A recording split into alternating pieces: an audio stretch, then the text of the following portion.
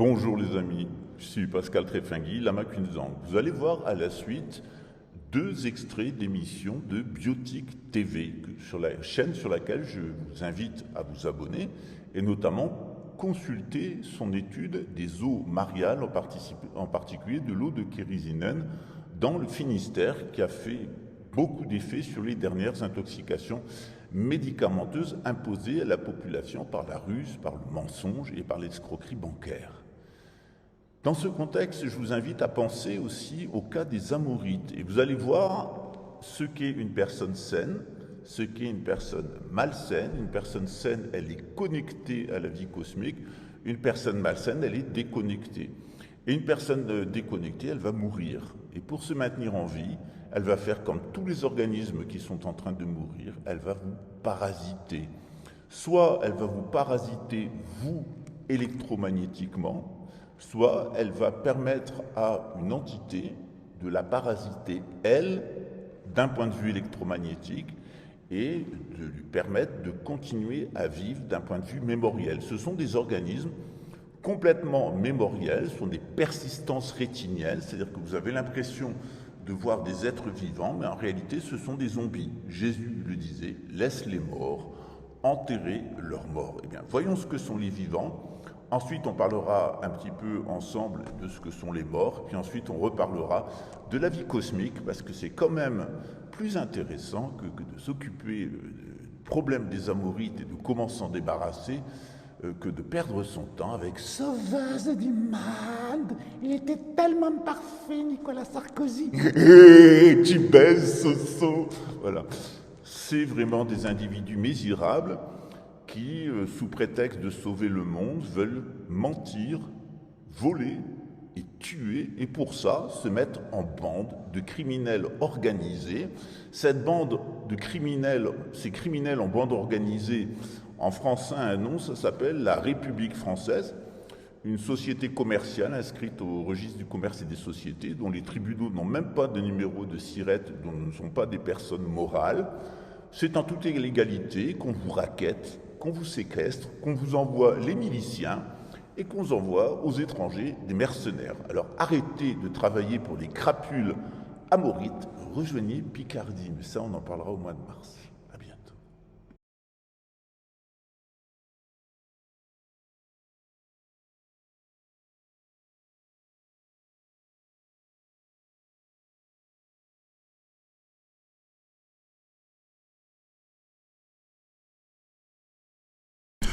Nous savons que l'angle des temporaux forme la molécule H2O et qu'en face, l'angle opposé est l'angle de la silice.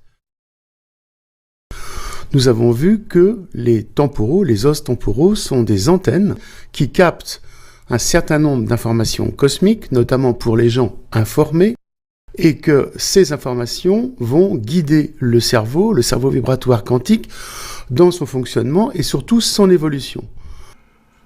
Nous allons voir dans cette vidéo que les os temporaux captent les particules cosmiques issues des vents solaires et que la structure H2O est une protection contre ce feu à la fois destructeur et régénérateur.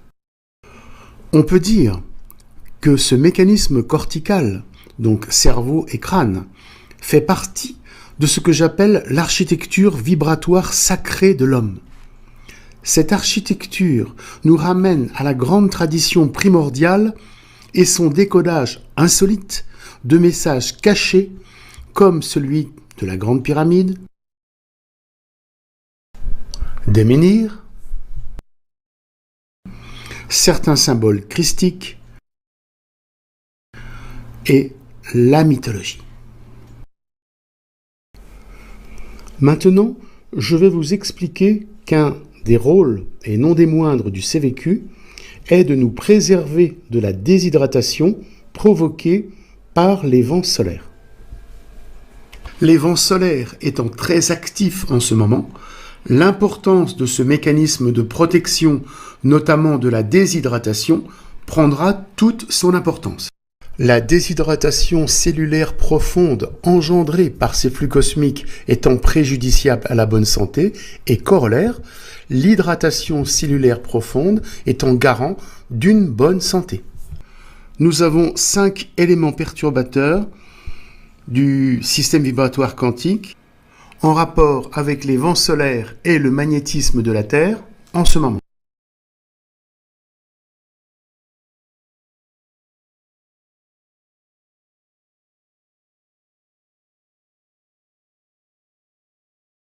Le premier, c'est le départ du cycle 25 solaire qui a donc démarré au moment du Covid en novembre-décembre 2019, cycle de 11 ans, dans lequel, à la fin, nous avons une inversion du champ magnétique solaire. C'est-à-dire le plus devient moins et le moins devient plus, et comme je vous ai dit, cela a une répercussion sur nos cellules dans leur fonctionnement vibratoire quantique. Au cycle de 10 ans, va se rajouter un grand cycle de 100 ans, 111 ans, donc environ 100 ans, qui sera le cumul donc des 10 cycles de 10 ans. Comme une chronobiologie cosmique, ces cycles sont enregistrés dans une mémoire cellulaire particulière, mémoire que j'ai pu mettre en évidence progressivement et empiriquement, et cela sera très utile en thérapie pour comprendre la genèse de certains dérèglements, maladies, surtout cancer, mais aussi maladies auto-immunes.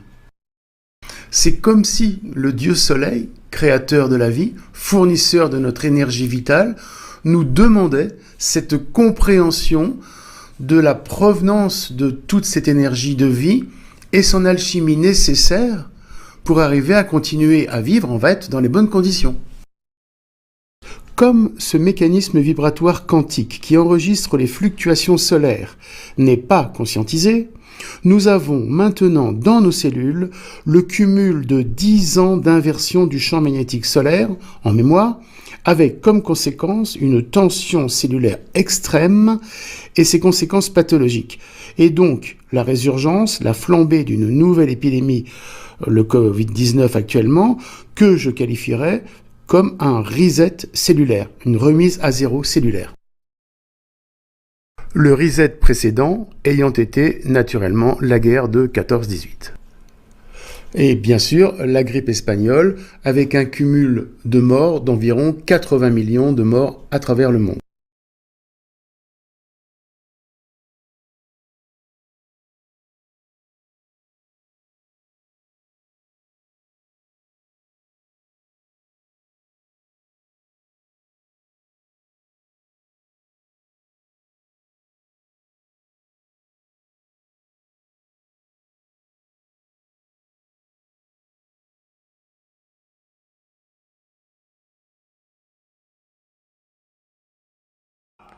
Vous l'avez compris, chers amis, les Amorites sont déconnectés. Ils sont déconnectés de la vie cosmique, ils sont morts. Jésus dit, laisse les morts enterrer leurs morts. Il dit, vous n'êtes pas les fils du Dieu vivant, vous êtes les fils du Dieu mort, de Satan, de Bélial, le fils du menteur. Donc on a toute une partie de l'humanité, les 2/3, nous dit l'Apocalypse de Saint Jean, qui sont des cadavres ambulants. Et pour vivre, eh bien, ils ont besoin de parasiter, en particulier besoin de nous parasiter nous. Alors, ce n'est pas un problème de les laisser vivre à nos dépens, mais il y a une condition, c'est qu'ils soient nos esclaves, nos serfs. C'est ce qu'avait fait le roi Salomon, qui les avait réduits en esclavage.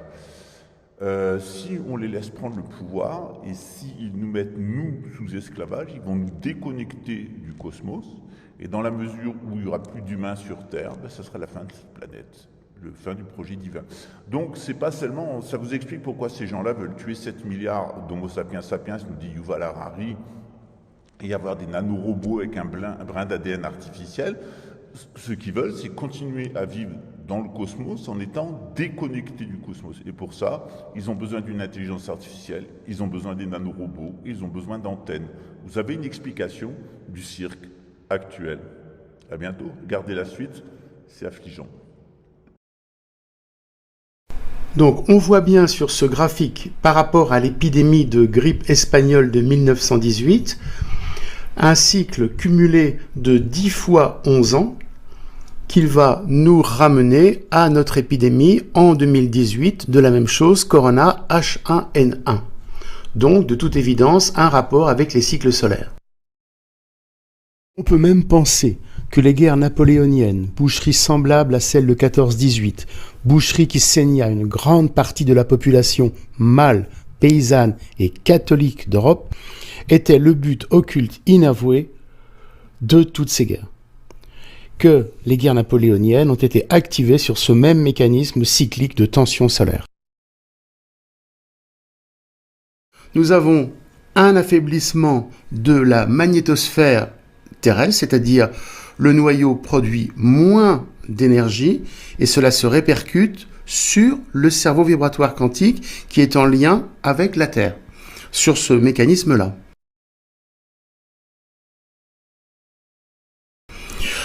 L'accroissement des vents solaires. Alors c'est là où ça devient très préoccupant.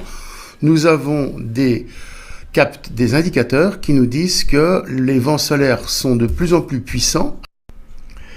Et donc, comme le bouclier magnétique de la Terre s'affaiblit, le rayonnement cosmique et solaire pénètre de plus en plus nos cellules, perturbant leur fonctionnement. Et l'impact sur le système vibratoire quantique est patent, et je vais vous l'expliquer.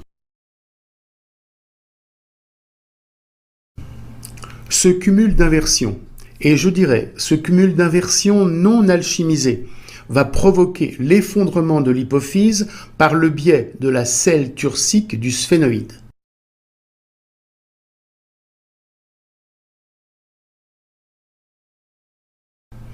Et avoir des répercussions sur l'axe descendant, le thymus, qui est donc l'immunité, et notamment les surrénales, c'est-à-dire le stress et l'équilibre minéral. On parle d'axe hypothalamo-hypophyso-surrénalien. Un indice pour savoir si vous avez la selle turcique et l'hypophyse effondrée, cet indice se vérifie dans le positionnement et l'alignement des dents. Si vous avez un problème de denture, comme on dit, c'est que votre selle turcique est donc effondrée, entraîne l'hypophyse, avec toutes les conséquences que l'on a vues, et doit être remontée par la technique ostéobiotique et remise en cohérence de phase avec l'hypophyse pour que tout le cerveau vibratoire quantique fonctionne bien. Maintenant, faisons le lien rapide avec la théorie du docteur Seulement, qui nous dit que l'atrophie des surrénales, suite au stress, etc., est favorable à l'apparition des cancers. Donc, on peut très bien lier cet effondrement des surrénales actuelles dû aux perturbations solaires et l'explosion des cancers que l'on voit autour de nous actuellement. Mais pas seulement. Les redoutables manifestations inflammatoires avec l'explosion des cytokines suite au Covid, c'est ce dont nous parle le professeur Raoul, sont une autre conséquence de l'inversion solaire. En cas d'effondrement de l'hypophyse, le point de pulsation que je montre ici va migrer vers le bas. Cela fera un point focus virtuel qui n'est pas celui dont le cerveau a besoin exactement. Mais ça se passe comme ça. Le décalage va donc être pathologique. Le cerveau ne va pas être alimenté suffisamment en énergie, en tout cas il va le ressentir comme ça, en énergie source, et il va créer, en fonction des besoins de ses hémisphères, de son fonctionnement cérébral, etc., des néopulsations, que je montre ici, donc ce sont des néosphères, un peu comme des énergies de secours. Alors ces sphères vont être fonctionnelles un certain temps, et donc ne pas présenter trop de problèmes, à part des dérèglements psychiques et psychologiques, mais ce n'est pas si grave que ça. Par contre, quand le cerveau n'aura plus besoin, le conflit sera résolu par exemple, quand le cerveau n'aura plus besoin de ces néosphères, l'énergie ne va plus alimenter, ne va plus gonfler ce petit ballon, donc il va y avoir un vide à l'intérieur, un vide qui va être rempli avec du tissu cicatriciel. Et ce sera l'origine des tumeurs cérébrales que l'on peut lire sur les scanners. Et là, bien sûr, on retrouve la théorie de Hammer. Autre chose de très important. Alors, on est toujours sur un effondrement de l'hypophyse et une pulsation déficiente qui va migrer vers le bas. Le cerveau pourra choisir la thyroïde comme organe de secours pour l'alimenter en énergie source. Et ce sera bien évidemment l'origine de problèmes thyroïdiens, les dérèglements, les nodules, les goitres, les maladies de base d'eau, etc.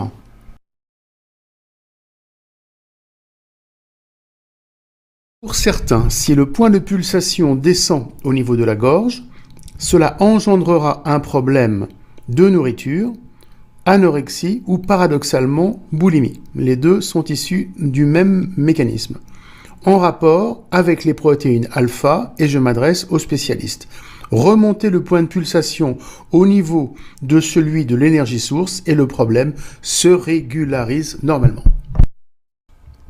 Répétons pour l'anorexie, tellement c'est important, pour moi en tout cas. Si nous avons un effondrement de la selle turcique et donc l'effondrement de l'hypophyse et de l'hypothalamus, puisque tout cet axe hypothalamo-hypophysaire suit, eh bien, le point de pulsation va donc être décalé vers le bas, ne va plus actionner, ne va plus activer les centres de l'appétit, de la satiété, et l'anorexie va s'installer. Donc toute la manœuvre consiste à remonter le point de pulsation, remonter cette sphère, la remettre en cohérence de phase avec les centres nerveux qui commandent l'appétit, et l'anorexie commencera à régresser progressivement, et le cerveau vibratoire quantique sera réinstallé, il sera opérationnel.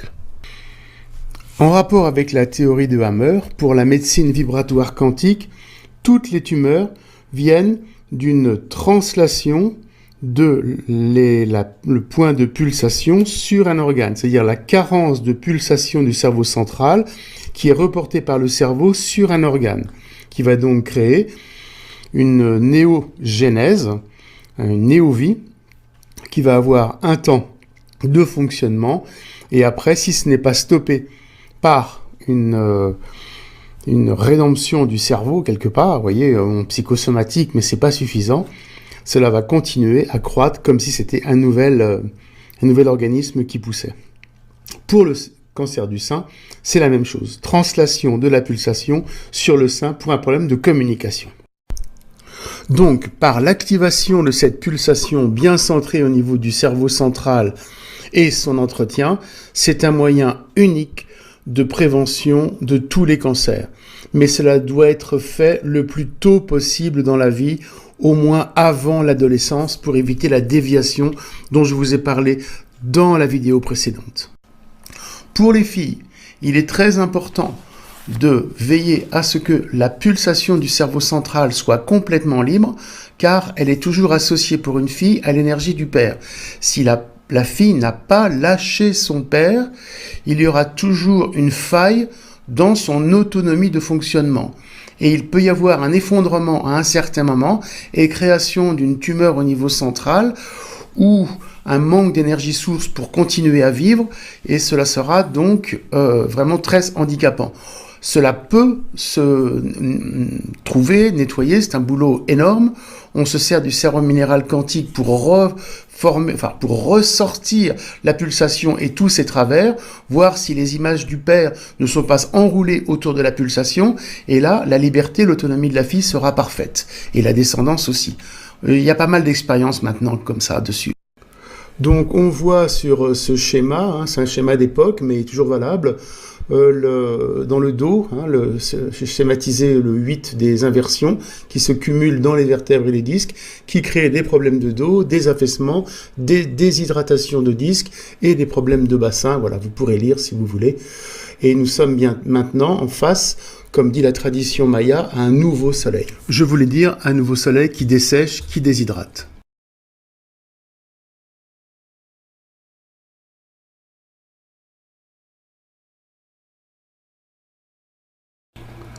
Alors, j'ai sélectionné quelques symptômes que l'on ressent, et notamment ceux qui sont sensibles, ceux qui sont un petit peu en avance au niveau de leur sensibilité. Donc, j'ai sélectionné quelques symptômes. Bon, ils sont assez nombreux. Pour que les gens s'y retrouvent, je les mettrai dans la description, mais je vais en décrire quelques-uns. Personnellement, c'est vraiment le corps qui chauffe, la chaleur qui m'envahit, et qui est vraiment insupportable, qui bloque mes temporaux, qui bloque mon cerveau vibratoire quantique, d'accord, enfin mes temporaux, et il n'y a que quand je le réactive que j'arrive à lâcher cette chaleur qui m'envahit de l'intérieur. Donc, si vous voulez, je m'applique à moi-même le principe vibratoire quantique, avec l'hydratation via les temporaux. Et c'est comme si vous voulez, on faisait recirculer l'eau d'un radiateur de voiture pour refroidir le moteur. Et là, par exemple, mon cerveau se calme, il devient plus serein, la nuit s'apaise, le sommeil se régule. Bref, le système d'hydratation est sous-jacent à la bonne santé et à la bonne régulation de tout l'organisme.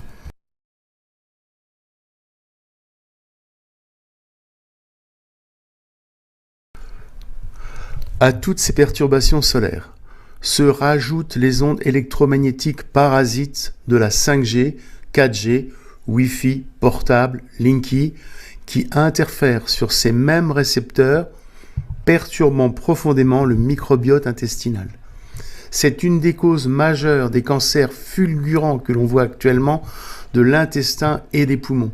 Rappelons le lien poumon-intestin connu en médecine chinoise. Maintenant, après avoir fait ce petit détour nécessaire pour comprendre l'application pratique sur la santé de cette mécanique céleste solaire perturbée, reprenons le cours de notre explication plus théorique.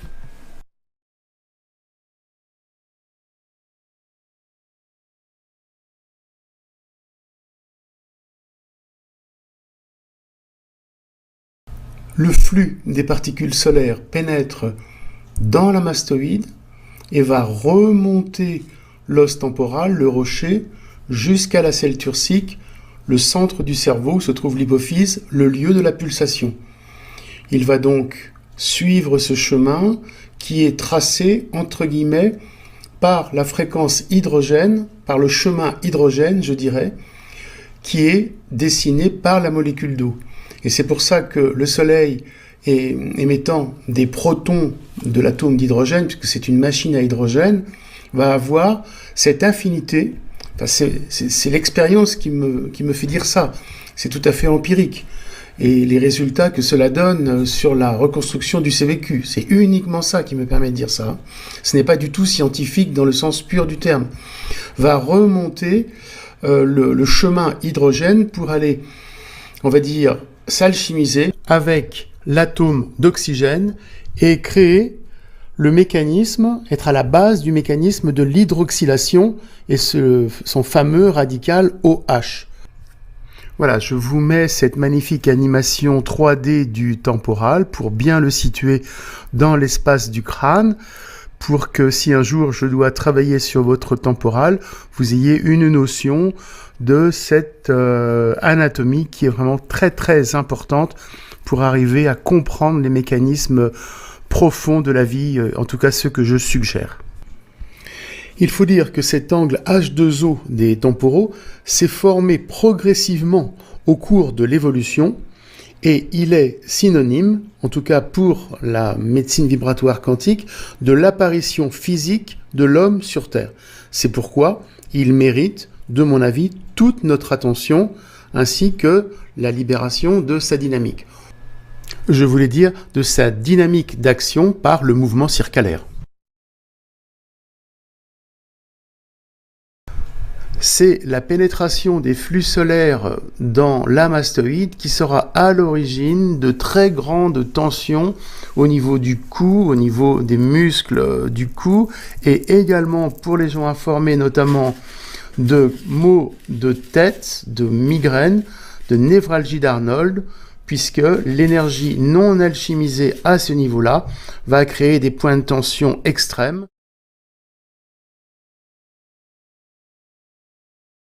Le feu solaire sera toxique si le mécanisme circulaire, c'est-à-dire l'énergie, on va dire l'énergie spiralée, l'énergie de pulsation contenue aussi dans le temporal, n'est pas activé. Si le temps est donc fixé.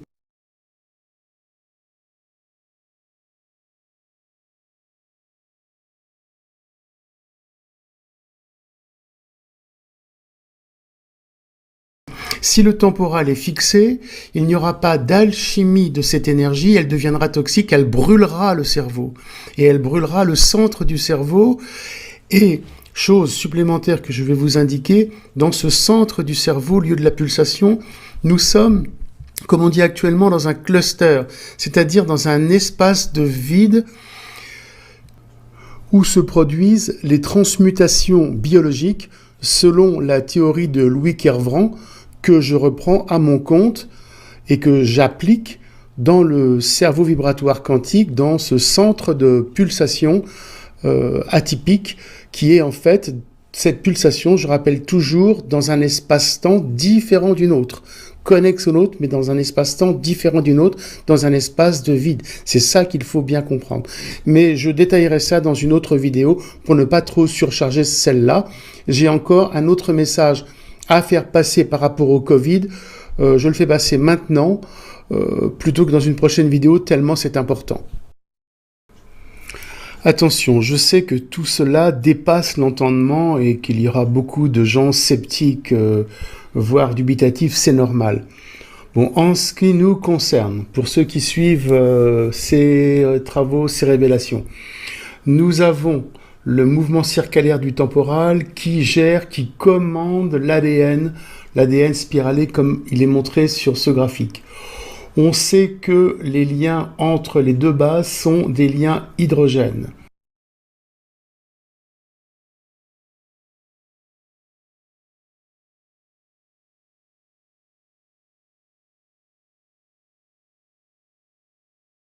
Il semble que l'introduction des protons d'hydrogène par rapport au flux solaire, comme je vous ai montré, soit quelque chose d'informatif. C'est comme si les protons avaient une intelligence, le Soleil avait une intelligence qu'il divulguait, qu'il délayait, je ne sais pas comment dire, sur Terre avec ces protons, qui atteignent la mastoïde, qui atteignent le mouvement du temporal et qui rentrent à l'intérieur pour informer l'ADN de son mouvement.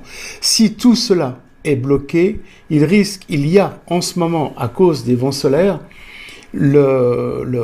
l'éclatement de l'ADN, la transformation de l'ADN et les débris de l'ADN sont ce qui est considéré comme les particules virales qui, soi-disant, sont le Covid.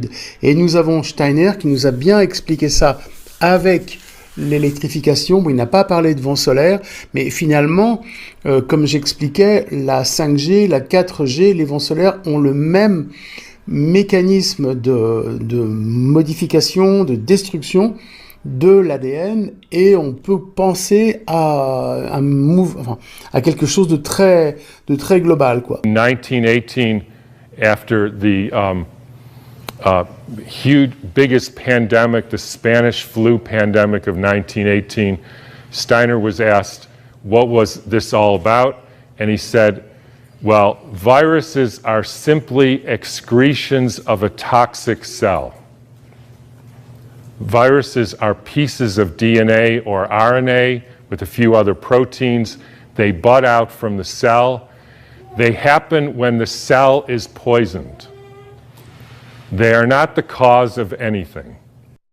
En ce qui me concerne, pour arriver à réguler mon cerveau vibratoire quantique, je refais passer par la technique le flux hydrogène direct dans mon temporal se calme parce que la nuit, il est complètement affolé par rapport à ce qu'il reçoit des influx solaires et des stress par rapport aux gens. Il suffit de sortir, vous êtes complètement submergé par les stress.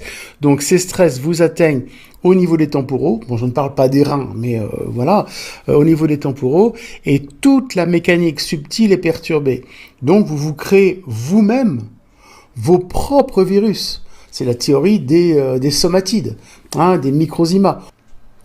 Et comme dit le professeur Raoult, cette théorie est en train d'être redécouverte, mais sous d'autres appellations. Voilà, je vous mets le bref extrait. Il y a 3 grandes branches bactériennes, microbiennes, si vous voulez, les eucaryotes, qui sont les cellules, y compris les cellules humaines. Les bactéries avaient été trouvées dans les années 70, ces archées, et depuis a été trouvé un nouveau groupe de microbes qui fait 20 à 40% des microbes de notre corps et de l'environnement qui étaient totalement inconnus, qui s'appellent qu'on appelle pour l'instant les CPR, ou que nous on appelle les mini-microbes, qui a été découvert vraiment pendant le XXIe siècle. Les virus géants, qui sont probablement parmi les 3 virus qu'on retrouve le plus dans le microbiote humain, que nous avons décrits, qui étaient parmi les qui ont été décrits au XXIe siècle. Donc vous voyez, et puis à côté des archées, il y a un des microbes dont on pensait qu'ils étaient intermédiaires entre les archées et les bactéries, qui auraient donné vie aux eucaryotes. Nous, on pense que c'est des archées purement et simplement. On a décrit une isolée du tube digestif. Et puis des parasites de ces archées qui sont aussi un nouveau monde qui était totalement inconnu. Donc on est rien que sur ce domaine de la microbiologie, si vous voulez, ça veut dire que 40 à 50% du vivant du monde nous était totalement inconnu au XXe siècle. Donc c'est extraordinaire. Voyons. Donc on a un monde à découvrir, et bien entendu, à chaque fois qu'on tire des conclusions immédiates sur les données que nous avons, on fait bien entendu une spéculation et on sait qu'on se trompe.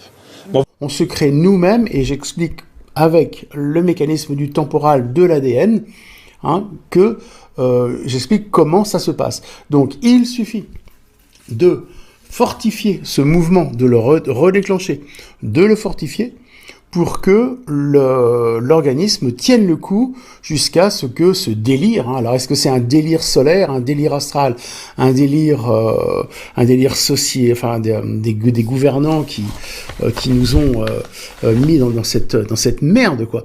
Eh bien, c'est globalement, pour passer le cap, réactivons le temporal, et à ce moment-là, tout se régule, les cancers ne flamberont pas, les maladies resteront tranquilles, voilà.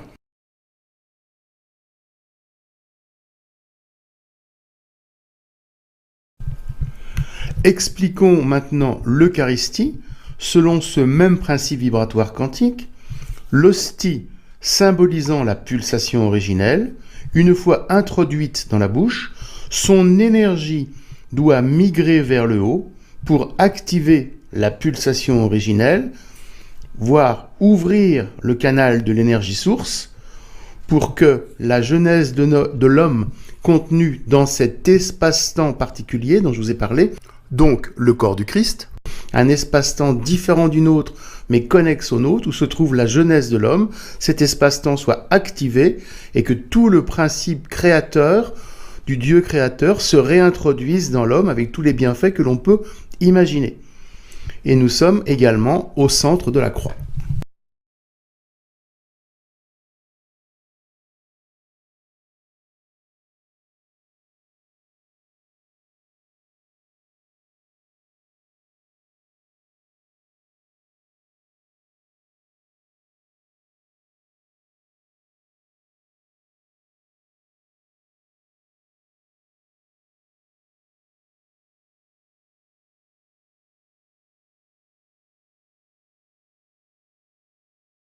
Tra la la la la la la la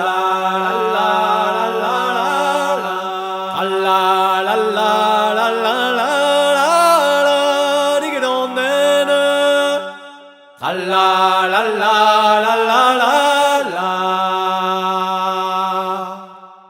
Le sort du paysan français, il n'est guère enviable. Le sort du paysan français, il n'est guère enviable. Le sort du paysan breton, nigedondan, tralalalala, il est encore pire. Le sort du paysan breton, nigedondan, tralalalala, il est encore pire. Les cumulards de la ville nous volent nos terres. Les cumulards de la ville nous volent nos terres. Il nous faut nous en aller, nigedondan, tralalalala, dans les banlieues des villes. Il nous faut nous en aller, nigedondan, tralalalala, dans les banlieues des villes.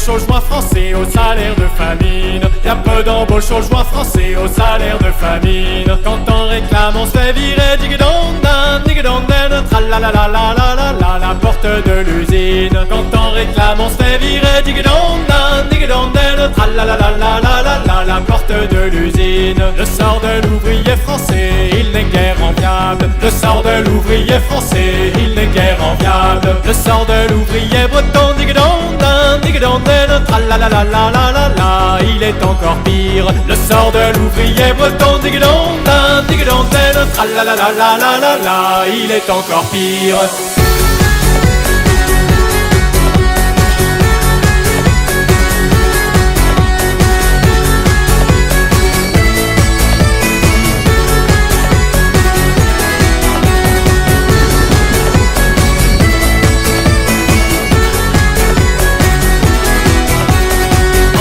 Qu'à s'engager dans l'armée française, on n'a plus qu'à s'engager dans l'armée française pour aller tuer au Tchad ou en Martinique, pour aller tuer au Tchad ou en Martinique.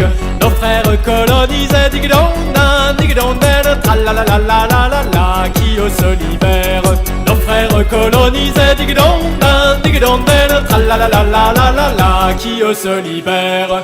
Le sort du soldat français, il n'est guère enviable. Le sort du soldat français, il n'est guère enviable. La mort d'un breton au Tchad, digidondan, digidondan, tralalalalalalala, elle est encore pire. La mort d'un breton au Tchad, digidondan, digidondan, tralalalalalalala, elle est encore pire.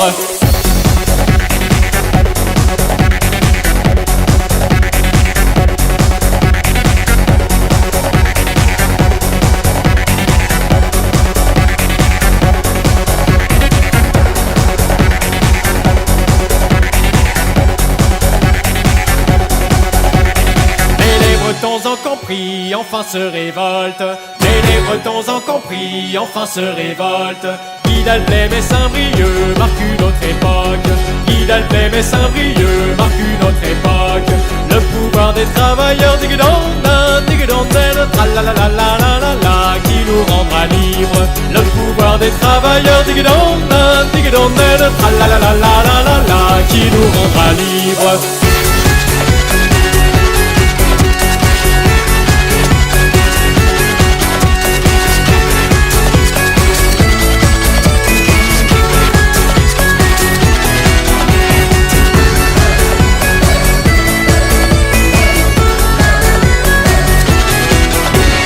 Le sort du bourgeois français ne sera guère enviable. Le sort du bourgeois français ne sera guère enviable. Le sort du bourgeois breton, digidondan, digidondan, tralalalalalalala, il sera encore pire. Le sort du bourgeois breton, digidondan, digidondan, tralalalalalalala, il sera encore pire.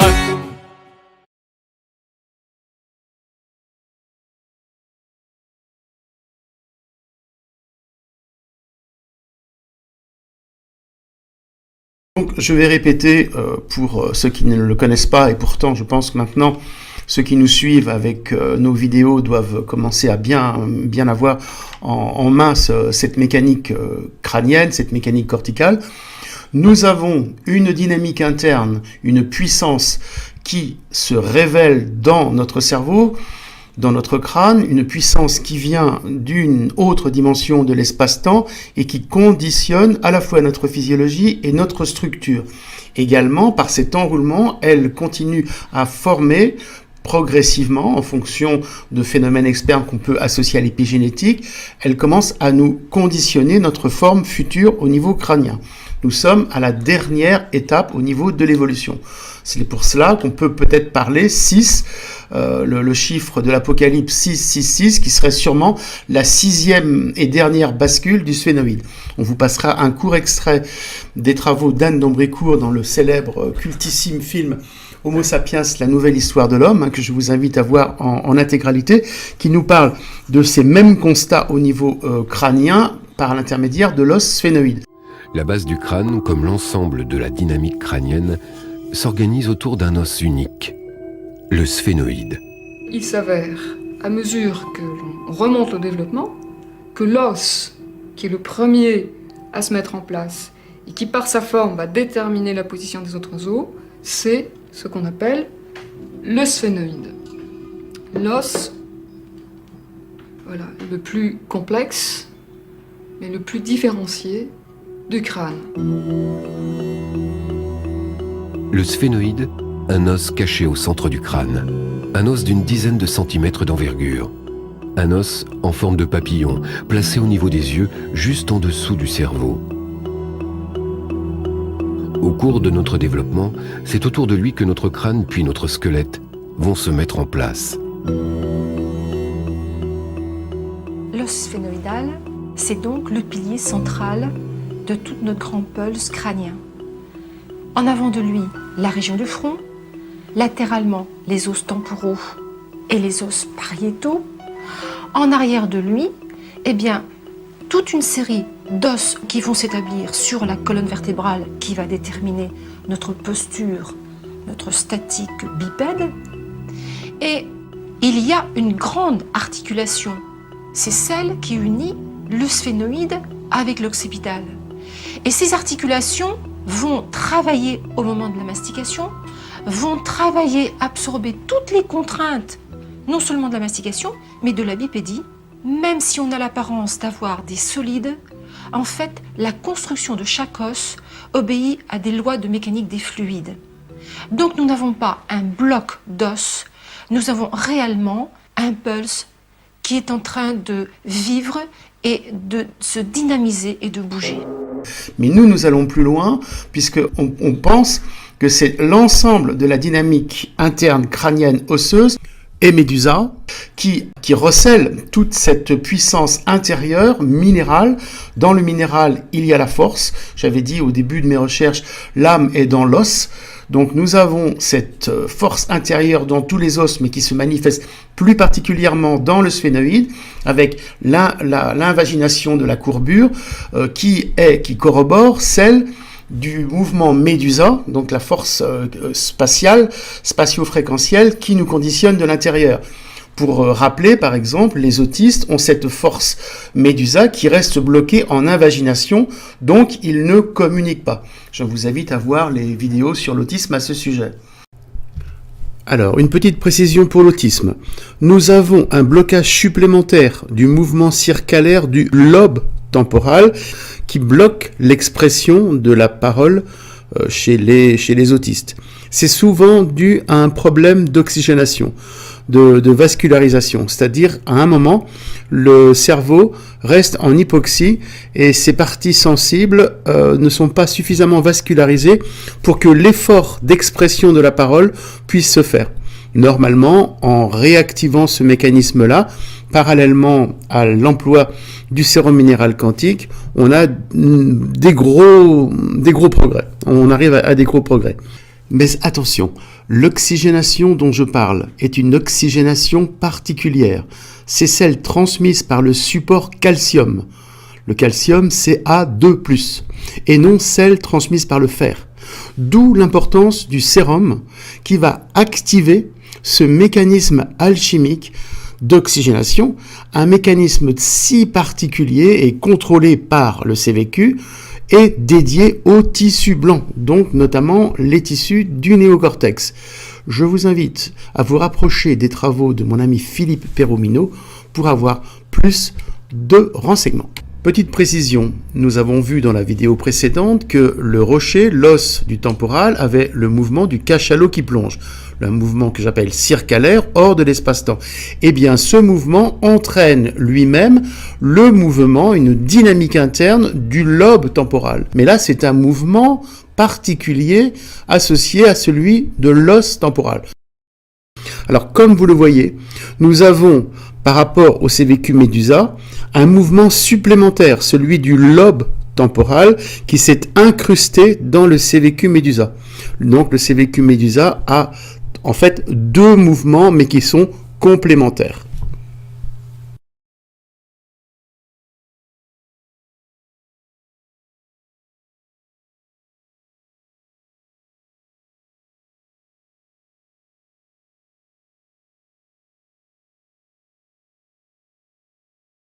Cette puissance-là se manifeste dans le sphénoïde et également dans l'ethmoïde. Donc les trois os du plancher crânien sont hyper sollicités par rapport à cette dynamique. Mais je le répète, qui est conditionnée pour moi par cette force médusa en amont, hors de l'espace-temps, qui donne cette puissance, cette connexion avec ces structures d'évolution.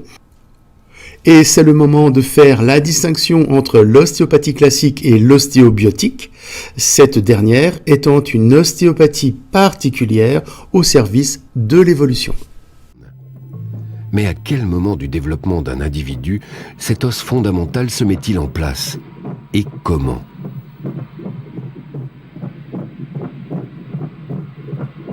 Anne d'Ambricourt se plonge alors dans l'étude du développement de l'embryon et du fœtus.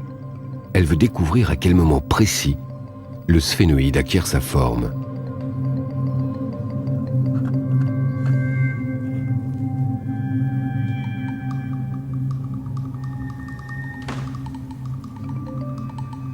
En remontant au-delà de la période fœtale, en lisant tout ce qui avait pu être écrit, décrit et publié sur la flexion de la base, j'ai réussi à trouver le moment où le crâne se forme, la base se forme, elle se forme seule, et le moment où on assiste à la flexion est bien décrit, et c'est entre 7 et 8 semaines, c'est-à-dire pratiquement à la fin de la période embryonnaire, juste avant que la période fœtale commence. Le sphénoïde est le premier os qui se forme chez l'embryon. Dans les premiers jours de la vie, il est plat, comme chez tous les mammifères. Puis le cerveau et le système nerveux s'enroulent progressivement autour et le sphénoïde fléchit. Puis le cerveau et le système nerveux s'enroulent progressivement autour et le sphénoïde fléchit. Donc cela va bien dans le sens que j'essaie de démontrer que c'est le cerveau vibratoire quantique qui est prioritaire par rapport à l'évolution. C'est l'invagination du cerveau médusa qui va aspirer, tirer le sphénoïde de l'intérieur et le faire basculer. Et après avoir les effets au niveau de la forme du crâne. Le développement de cet os, chez différentes espèces de primates, Anne d'Ambricourt découvre qu'il fléchit d'une manière identique, mais avec plus d'amplitude chez l'homme que chez les autres espèces. Comme s'il était guidé par une même dynamique, comme s'il existait quelque part en nous une mémoire de l'espèce, une mémoire du chemin parcouru par l'évolution. Et cette mémoire, c'est bien celle contenue dans le CVQ, dans la dynamique du CVQ, dans sa possibilité de se connecter à d'autres espaces-temps. Manifestement, il y a une mémoire interne, parce que si cette mémoire n'existe pas, le processus de flexion de la base, j'entends plus important, ne se répète pas. Quand par malheur le sphénoïde de l'embryon ne fléchit pas, voici le crâne de l'enfant qui vient au monde. Il n'est bien sûr pas viable. Le cerveau est à peine ébauché et la mâchoire énorme, des proportions qui rappellent de façon flagrante celles des crânes archaïques. Ça, c'est tout à fait extraordinaire. On ne voit pas cet enroulement de la bascule occipitale et puis ce plissement donc, au niveau du sphénoïde. Ça, c'est tout à fait caractéristique. Et puis la grandeur de la mâchoire. Ah oui, oui, très très grande. Hein, très, très grande. C'est étonnant. Et surtout la branche montante. Ça, c'est un caractère primitif, ça aussi. Oui, hein, cette branche montante très développée. Et on a quelque chose comme une sorte de petit résumé de l'évolution humaine qui est assez intéressante. Tout à fait. Si la mémoire de cette dynamique s'est transmise au fil des millénaires, qu'elle existe quelque part au cœur de nos cellules, alors cela voudrait dire que le moteur de notre évolution n'est pas à l'extérieur, mais à l'intérieur de chacun de nous. Notre processus évolutif serait le résultat d'une logique interne qui aurait conduit nos ancêtres d'il y a 60 millions d'années vers l'homme d'aujourd'hui et qui nous pousse déjà vers l'homme de demain. C'est donc une histoire constamment interne. Et l'extérieur n'intervient qu'après, de façon seconde. Manifestement, donc ce qui se dégage de cette nouvelle approche, maintenant depuis une vingtaine d'années, c'est que si l'environnement a un rôle, il n'est pas suffisant.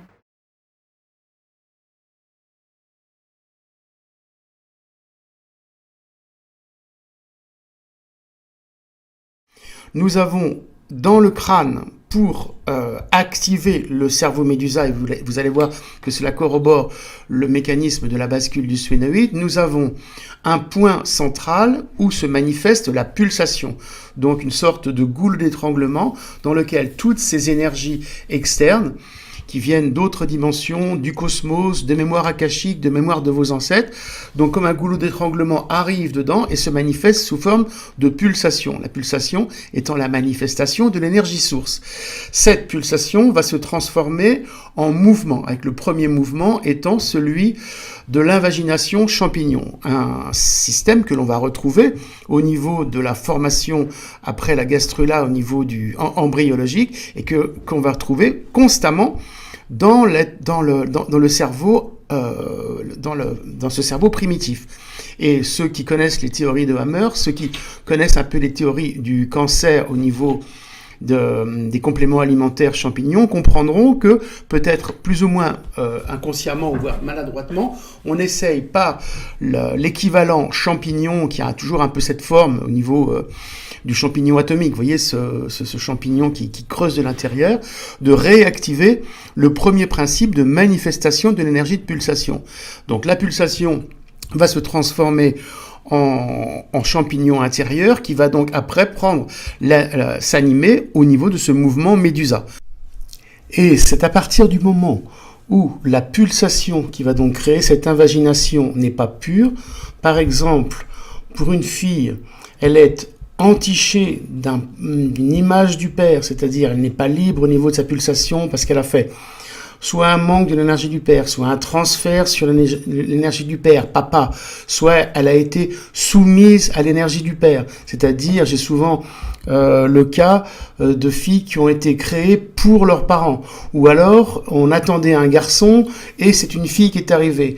Donc, la racine de la pulsation de cette fille va être parasitée par quelque chose qui ne va pas favoriser la bonne santé de cette pulsation. Donc plus le cerveau va se construire sur cette déviation, je parle souvent des déviations, moins les racines, moins les fondations vont être solides et plus le cerveau aura des difficultés.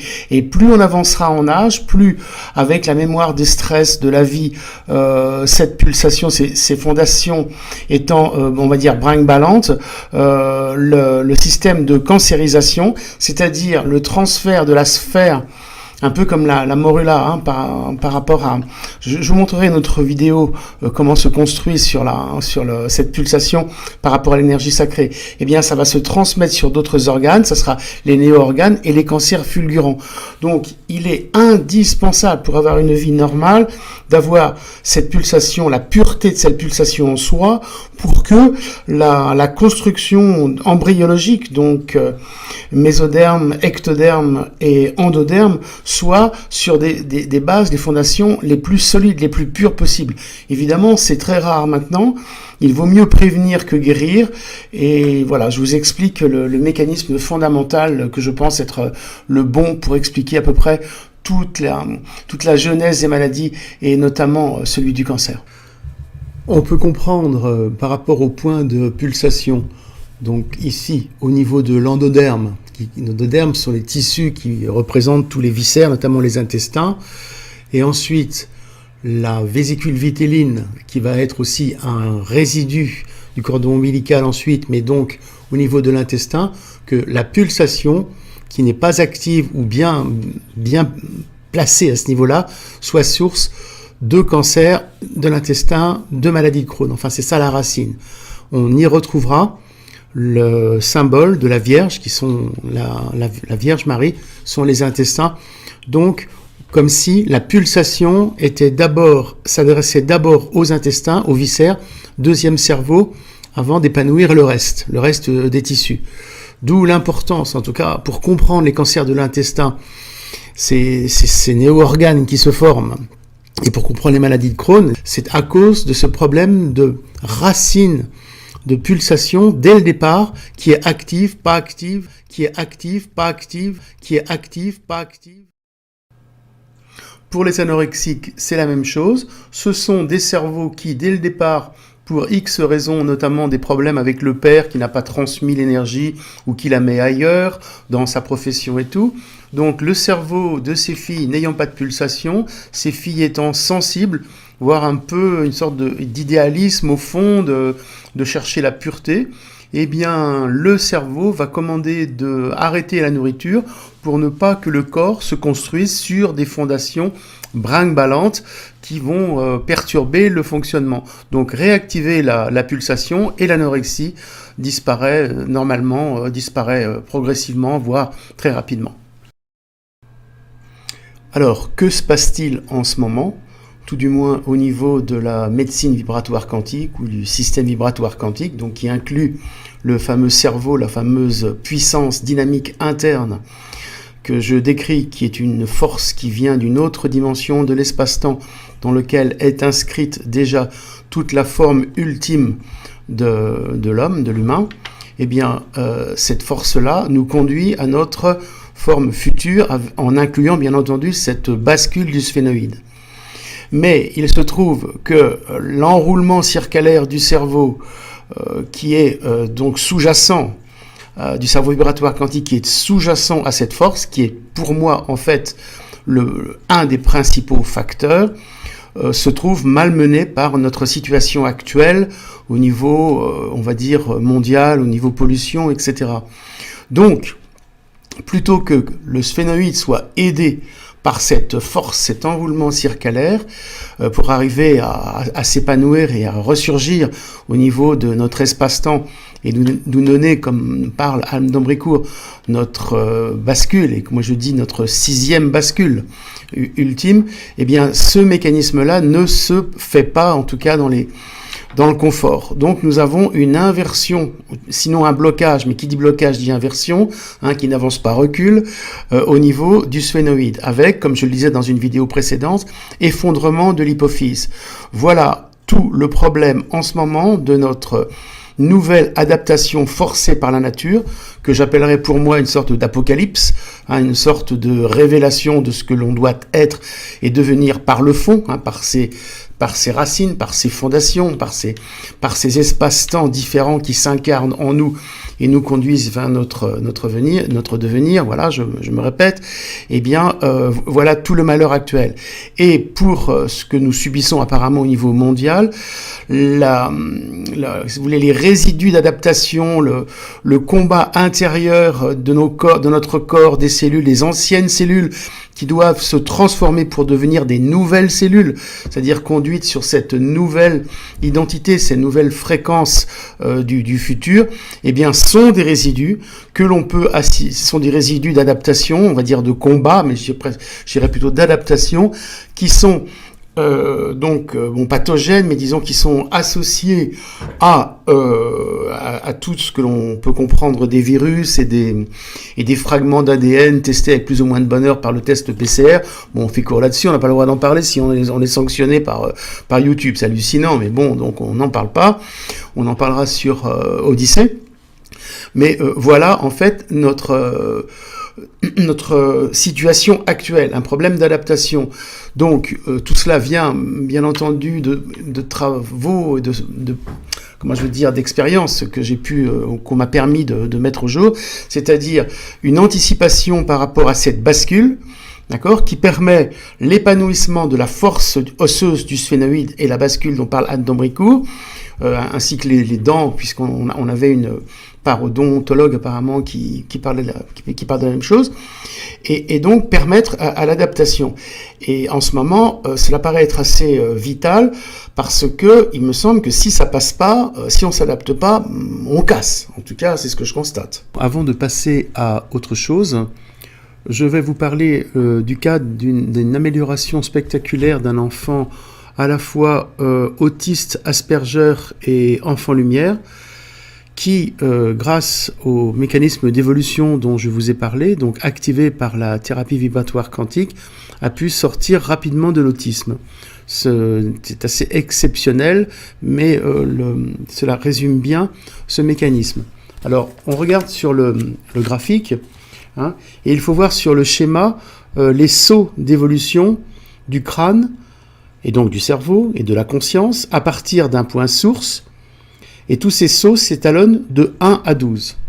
Alors en fait, il y en a 6, mais on peut multiplier par 2 pour avoir exactement le nombre de pulsations, donc sous forme de biofréquences, je parle, qui permettent de comprendre tous ces sauts d'évolution qui se sont passés et qui sont encore en nous et qu'il faut réactiver si l'on veut se relier au point 0 de l'énergie source et au point numéro 12, 12e biofréquence de pulsation qui se passe actuellement. Actuellement, on est sur la numéro 11 et on doit basculer. Donc, je vous fais la petite animation pour que vous compreniez où on est. Vous voyez, je vous ai mis le sphénoïde qui mémorise en lui toutes ces biofréquences de pulsation. Donc, c'est celle, la 12e, qu'il va falloir atteindre maintenant pour avoir l'énergie du futur, l'énergie du cerveau du futur, de la conscience du futur. Donc, n'oublions pas que la pulsation numéro 12 est une dimension christique, car axée sur les constellations Poisson-Vierge, et on sait que Poisson-Vierge, en astrologie, c'est 6-12, donc tout colle, si on peut dire.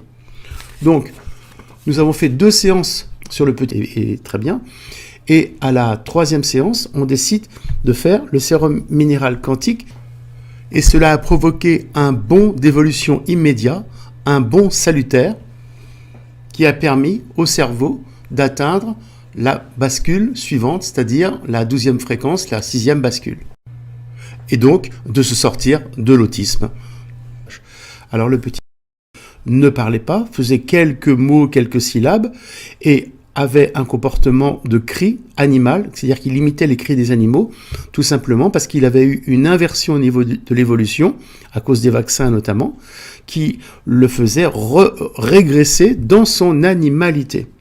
Donc à la 3e séance, grâce au sérum minéral quantique, notamment, puisqu'il y a aussi bien entendu la puissance des mains et la puissance de toutes les séances, on arrive à le remettre en saut quantique, donc ce saut dans le vide, puisqu'on passe par différentes structures dans le vide pour que le cerveau vibratoire, le cerveau médusa et tout l'ensemble de la structure se réétalonnent pour arriver à la berge, vous voyez, à la nouvelle berge de la 6e bascule, analogiquement la 12e pulsation, et là ça a été assez spectaculaire. La mère et même moi des fois on n'en revient pas tellement c'est surprenant la façon dont nous gâte la nature, on a été gâtés. Et donc j'ai un mail de la mère quelques jours après, mon enfant fait des phrases, commence à faire des phrases, regarde dans les yeux, ça j'ai oublié de le dire, mais c'est aussi un grand principe d'arriver à faire regarder dans les yeux.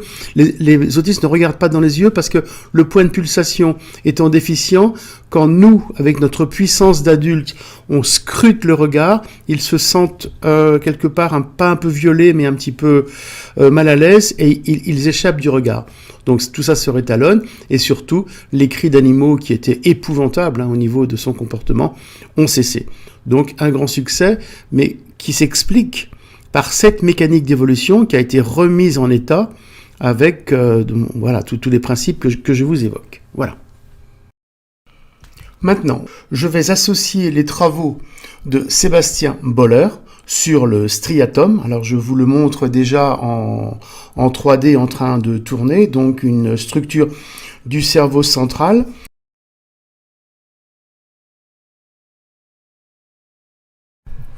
Pour comprendre une structure corticale très importante impliquée dans l'évolution. Et l'on voit que le striatum subit cette même dynamique d'enroulement que le CVQ frontal. Tout cet enroulement à l'intérieur, bien entendu, c'est dans une autre dimension. Le nerf, enfin, la structure nerveuse ne bouge pas.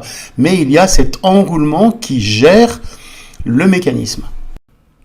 Normalement, c'est l'enroulement circulaire du cerveau frontal et préfrontal, outil de gestion de l'évolution, qui doit gérer, dominer, si je puis dire, le striatum. Striatum qui sont des structures d'instinct primitif. Comme l'enroulement, le cerveau vibratoire quantique est globalement absent et pire, l'énergie du cerveau frontal encore plus vide, eh bien le cerveau, la personne est livrée à ses instincts primitifs dictés par le striatum.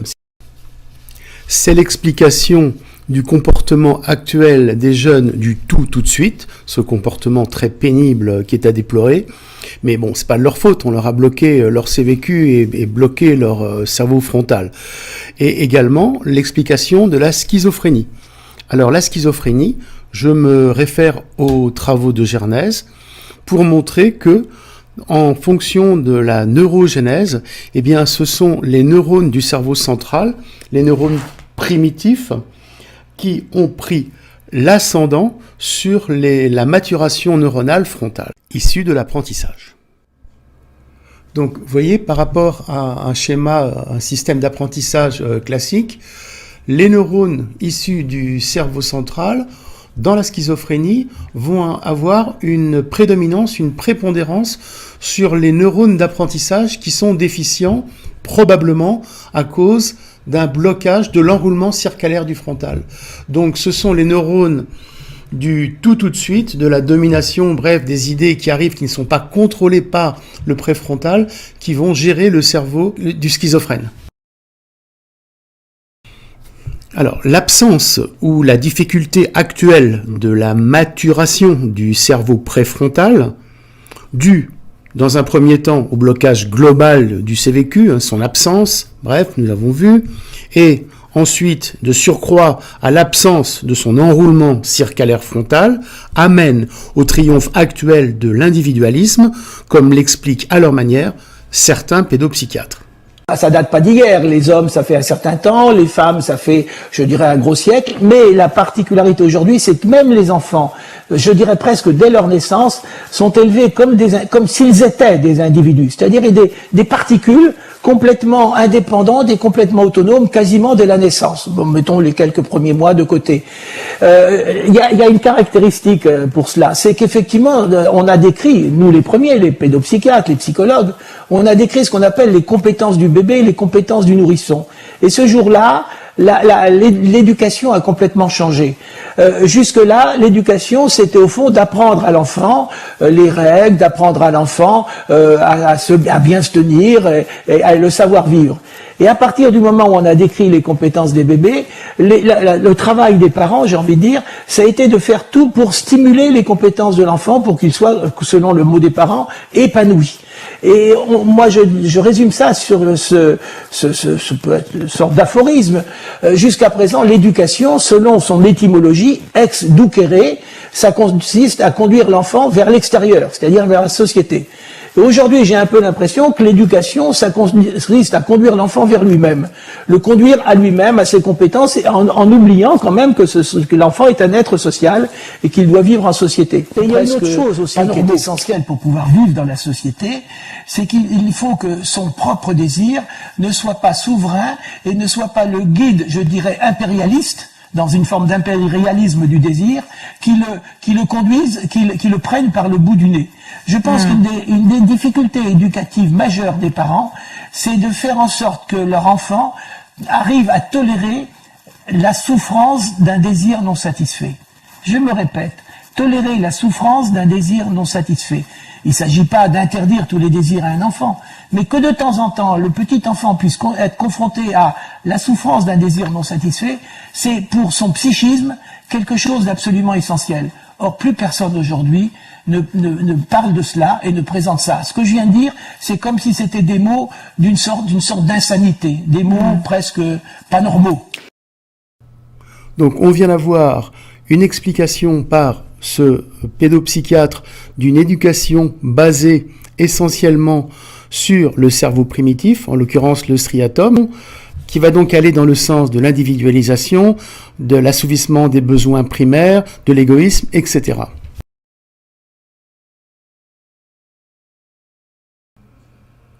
Ceci nous amène maintenant à la conférence de Sébastien Boller, que je me permettrai de commenter de temps en temps pour bien faire le lien avec ce qui nous concerne dans cette vidéo, bien entendu, le cerveau vibratoire quantique et son implication dans le comportement et l'évolution. Bonjour à toutes et à tous et merci beaucoup de cette invitation. Je suis très heureux d'être ici.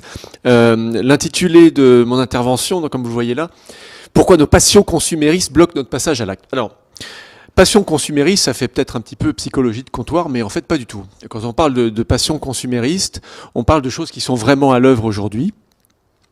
Je me souviens qu'au début du mois de juin, au moment du déconfinement, du premier déconfinement en France, il y a une publicité qui est passée sur toutes les antennes, certains s'en souviennent peut-être. C'était pour une marque automobile, je peux la citer, c'était pour BMW. Et la publicité disait pendant 2 mois, vos instincts ont été maintenus en sommeil. Il est temps de les réveiller. Voilà. Donc il y a cette idée qu'il y a un instinct humain. Et les publicitaires sont assez avisés, ils prennent pas leurs décisions au hasard quand il s'agit de trouver les bons mots. Et il y a des sommes en jeu et ils ont tapé dans l'idée d'instinct. Il y aurait un instinct humain de la consommation et de la consommation de choses luxueuses, prestigieuses, qui donnent du plaisir facile, de la vitesse. Et évidemment, c'est très intelligent de la part d'un constructeur automobile d'aller titiller cette fibre-là et de dire finalement à vous, à nous consommateurs, pendant 2 mois, on a bridé votre moi profond, votre désir profond, on vous a écrasé. Là, il faut se réveiller. Il faut que la vie reprenne de plus belle et que la consommation reprenne de plus belle. Oui, sauf que l'être humain, effectivement, il y a l'instinct, et on va en reparler. Mais au-dessus de l'instinct, de temps en temps, il y a une petite lumière qui s'allume, qui s'appelle la conscience. C'est-à-dire que de temps en temps, quand on est en volant de sa BMW ou de sa Ferrari ou de sa Porsche, comme on parlait Aurélien Barraud, il y a une petite lumière de la conscience qui nous dit « Ah oui, mais je suis parfaitement au courant que d'ici 30 ans, je vivrai sur une planète dévastée. » Alors, qu'est-ce qui se passe là dans notre tête? Qui va gagner entre l'instinct et la conscience? Alors, le plus désolant, quelque part, le plus drôle, le plus pathétique, c'est que la plupart du temps, ces deux-là, instinct et conscience, réflexion, cohabitent l'un à côté de l'autre sans jamais se parler, ce qui donne des situations totalement ubuesques. Alors, je prends un exemple très simple. Au moment où je commençais à écrire mon livre, Le bug humain, qui trahit le dysfonctionnement de notre cerveau, qui va être un peu le sujet de cette conférence, un matin, à 8h du matin, j'allume la radio et j'entends un journaliste qui dit « Très très mauvaise nouvelle, 15 000 scientifiques viennent de tirer la sonnette d'alarme, on est en train de perdre la bataille contre le climat, on va pas tenir les 2 degrés des accords de Paris, il va y avoir une montée des océans, une montée des températures, des pénuries, des sécheresses, des migrations de centaines de millions de migrants climatiques, des conflits armés. Donc très mauvaise nouvelle, me dit le journaliste. Très bien, bon, le lendemain matin, à la même heure, même journaliste qu'ici, très bonne nouvelle. Alors qu'est-ce que c'est la très bonne nouvelle ? On a vendu pour 50 milliards d'Airbus à l'Arabie Saoudite. Et là, d'un seul coup, il est absolument flagrant que le cerveau humain, et même le cerveau de personnes a priori éduquées, comme des gens qui font l'information, qui la diffusent, qui ont été formés pour ça, est totalement incohérent. Parce que dire que c'est une très bonne nouvelle de vendre pour 50 milliards d'Airbus, sans se rendre compte que c'est une grande partie de l'origine de la très mauvaise nouvelle qu'on a annoncée à propos du climat, c'est vraiment montrer que on nage en pleine incohérence. Et cette incohérence-là, elle est au cœur de nous tous les jours. On vit avec un cerveau qui est à la fois très performant et totalement inconséquent.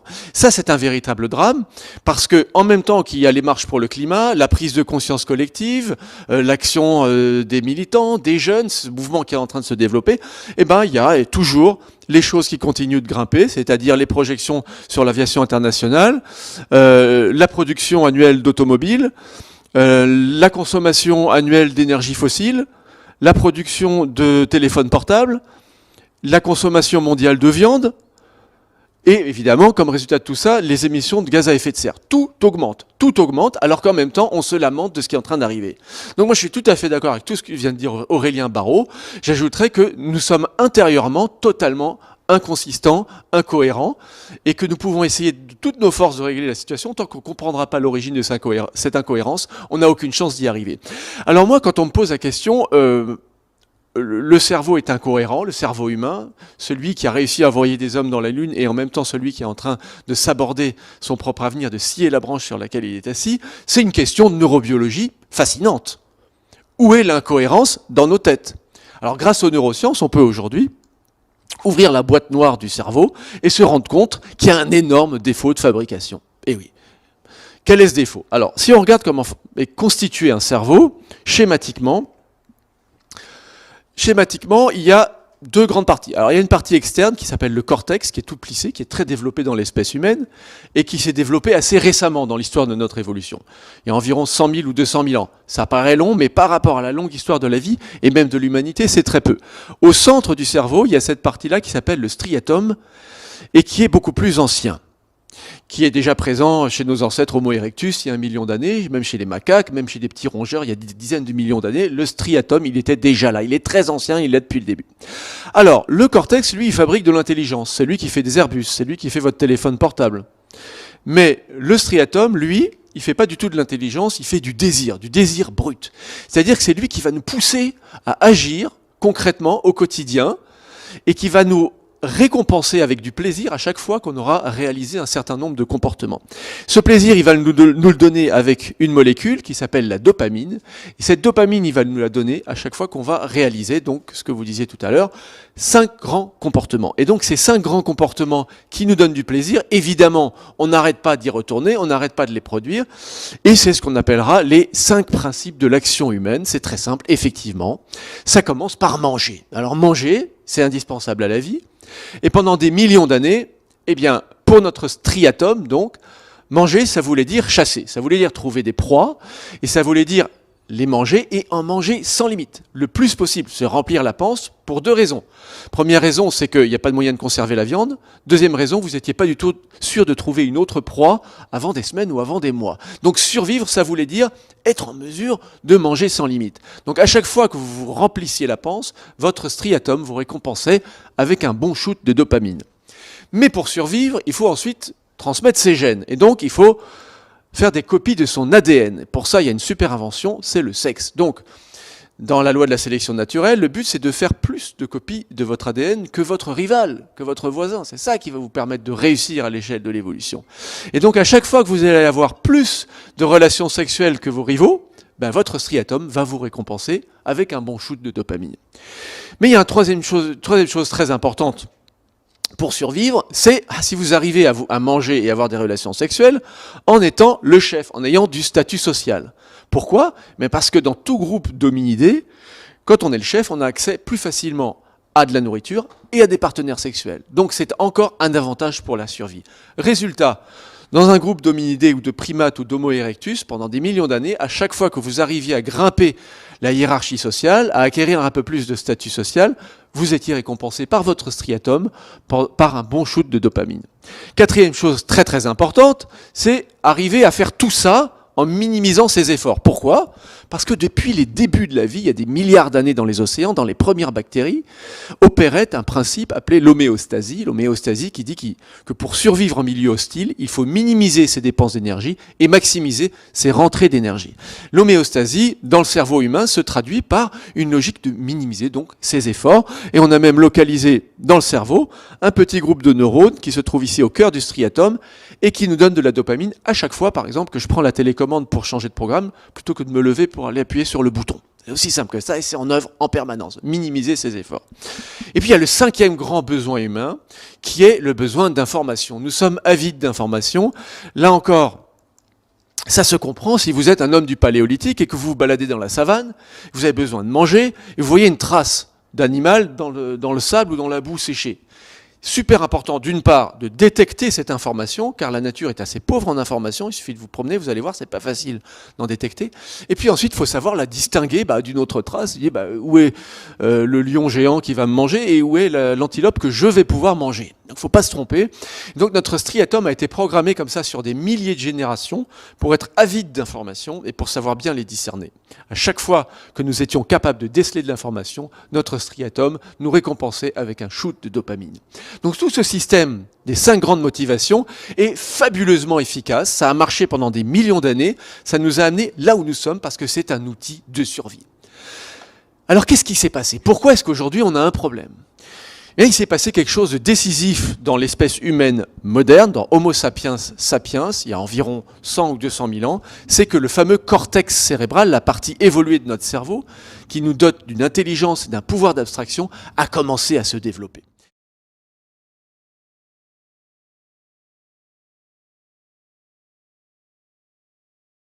Ça a été un changement déterminant dans l'histoire de la vie, et c'est le changement à partir duquel, finalement, tout allait commencer à se dégrader. Pourquoi? Parce que le cortex cérébral a permis à nos ancêtres de décupler encore ses chances de survie de plusieurs façons. D'abord en inventant des outils. L'invention de l'arme de jet pour chasser, ça a permis de manger un peu plus. Et puis ensuite, l'invention de la roue, de la charrue, pour finalement assujettir le sol, lui faire produire des céréales, maîtriser la ressource alimentaire. Et puis toujours plus, l'invention du moteur à explosion, des tracteurs, des moissonneuses-batteuses, les engrais, les organismes génétiquement modifiés, l'élevage industriel, l'agriculture intensive ont fait monter les rendements grâce au cortex cérébral doué d'intelligence. Ce cortex cérébral, avec toute cette industrie, ne fait que nourrir le désir ancestral du striatum de manger sans limite. Le résultat, c'est la société de pléthore dans laquelle on se trouve, avec, pour la première fois en 2019, nous annonçait l'OMS,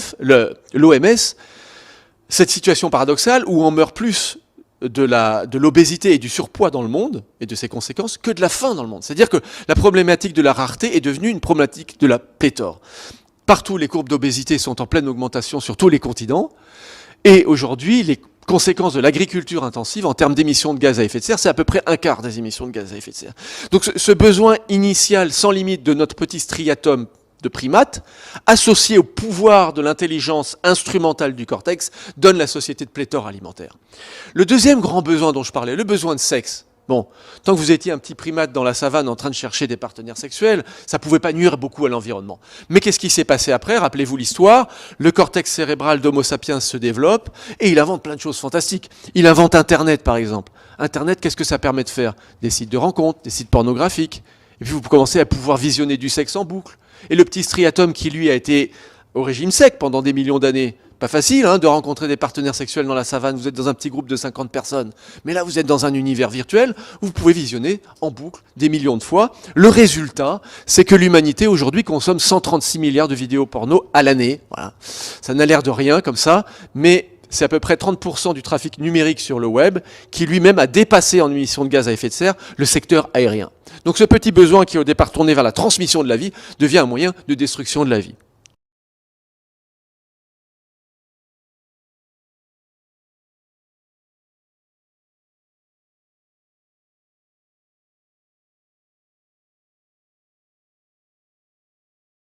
Toujours ce mouvement de bascule. Troisième grand besoin humain, je vous parlais du besoin de statut social. Alors ça vient de très très loin, chez beaucoup d'espèces de mammifères sociaux. La domination, ça existe aussi chez nos proches cousins primates, on se tape la poitrine. Et puis même chez nos plus récents cousins primates, là aussi, la domination, ça joue à plein. Qu'est-ce qui se passe aujourd'hui? Quand vous étiez de nouveau un petit groupe d'Homo erectus, vous vous tapiez la poitrine, vous gagniez un combat, et puis vous récupériez les femelles pour vous reproduire. Aujourd'hui, qu'est-ce qui se passe? Ce qu'on voit, c'est que la taille du striatum d'un individu, ici, est proportionnelle à son statut social dans l'entreprise. C'est-à-dire que plus vous grimpez dans une entreprise ou en politique, plus votre striatum grossit. Alors ça, c'est quand vous avez la chance d'être quelqu'un qui a du pouvoir entre les mains, mais pour tous les gens qui peuplent finalement nos cités, des milliards de personnes sur tous les continents, qui sont aussi en besoin de statut social, on a inventé quelque chose de fantastique, qui est Internet et les réseaux sociaux. Les réseaux sociaux, notamment statutaires, Facebook, Instagram, proposent de gagner du statut social virtuel.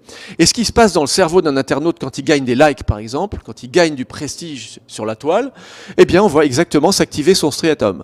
Par contre, quand il perd des likes, tout de suite, le striatum arrête de s'activer, il n'a plus de dopamine, donc c'est insupportable.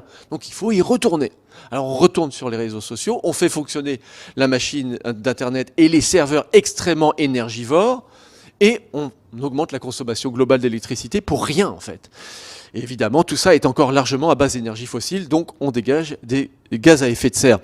Un autre moyen d'avoir du statut social que par les réseaux sociaux, c'est par l'automobile. L'automobile, grand vecteur de statut social devant l'éternel depuis presque un siècle.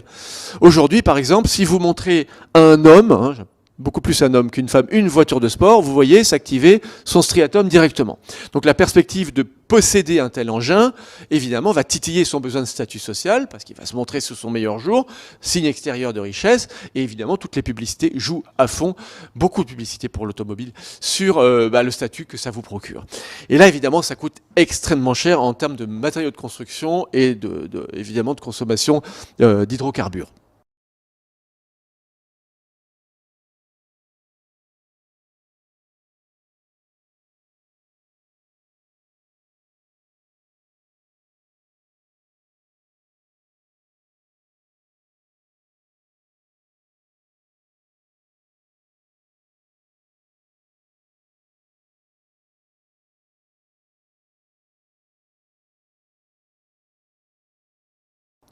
J'en viens au quatrième grand besoin qui est celui de minimiser ses efforts, celui de besoin de ne rien faire. Je vous parlais de ces neurones qui donnent de la dopamine quand on minimise ses efforts. Alors quand vous arriviez à vous reposer au bord de la plage après avoir mangé un cuisseau de sanglier et que vous étiez quelques dizaines de milliers à la surface de la Terre comme nos ancêtres, ça ne posait pas de problème à grand monde. Mais rappelez-vous que le cortex cérébral a ensuite inventé beaucoup d'appareils qui permettent de minimiser ses efforts. Quand vous avez le choix entre prendre le vélo pour aller au travail ou vous installer dans une berline confortable, d'allumer la climatisation, puis de mettre votre programme radio télévisé, de sentir le cuir moelleux sous vos fesses, eh bien pour le striatum, il n'y a pas photo, il choisit automatiquement la solution la plus confortable et la moins fatigante.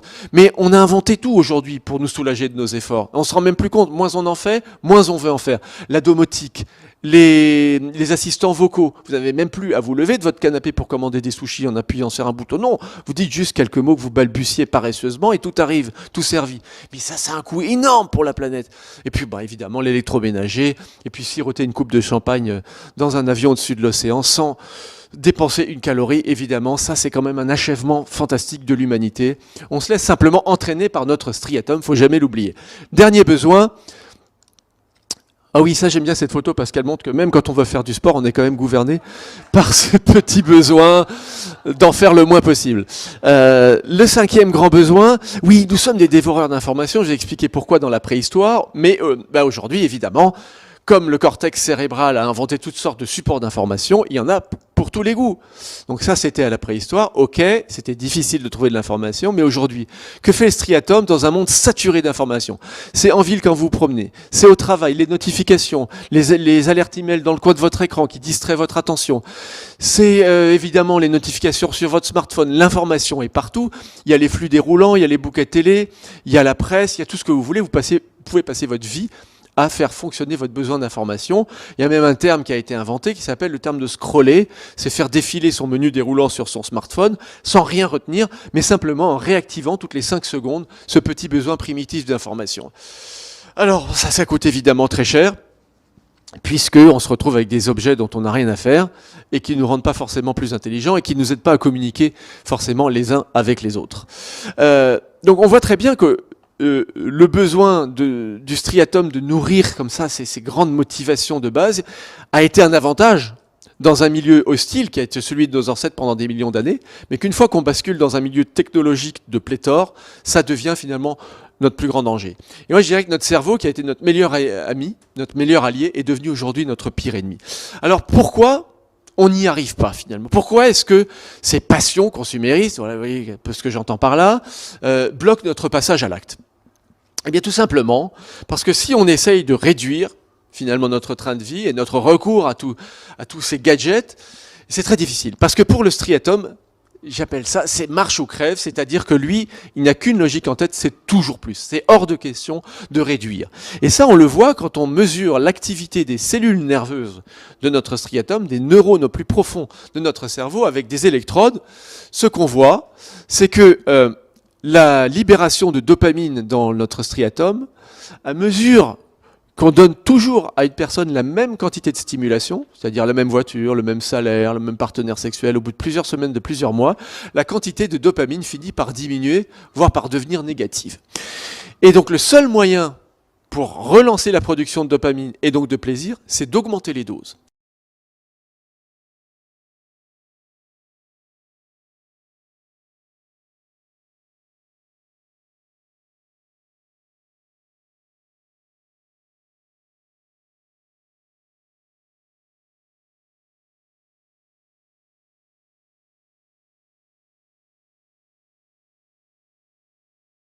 Ça s'appelle l'habituation hédonique, c'est-à-dire qu'au bout d'un moment, votre salaire ne vous suffit plus, votre partenaire sexuel ne vous suffit plus, votre statut social ne vous suffit plus, il faut grimper, il faut augmenter, il faut changer de voiture, il faut augmenter le salaire, il faut trouver toujours une source de confort supplémentaire pour relancer la production de dopamine. Ça, c'est un principe de croissance biochimique inscrit dans nos neurones. On vient de très loin avec ce moteur au fond de nous. C'est ce qui fait qu'on en a voulu toujours plus. C'est ce qui fait que nous sommes une espèce expansive, une espèce dominatrice, une espèce aujourd'hui invasive. Ce moteur de croissance dans notre cerveau, c'est pas pour rien qu'on lui a donné comme écrin pour son épanouissement la croissance économique. C'est pour ça que c'est si difficile de penser autrement qu'en termes de développement et de croissance. Ce que disait Aurélien Barraud tout à l'heure, il faut le mettre en parallèle avec cette extrême difficulté qu'est la nôtre en tant qu'individu biologique amené à se développer, de penser autrement. Et donc il va falloir trouver autre chose que se soumettre à notre striatum. Ça va être ça l'enjeu. C'est un travail interne, c'est un travail cérébral.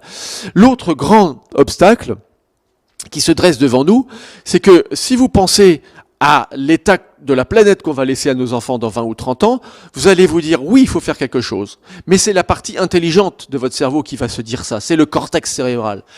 Le striatum, lui, il est absolument incapable de raisonner de cette façon parce qu'il n'a pas la notion du temps. Quand on lui dit 20 ans, 30 ans, ça ne veut rien dire pour lui. Le striatum est programmé pour prendre ce qu'il peut tout de suite.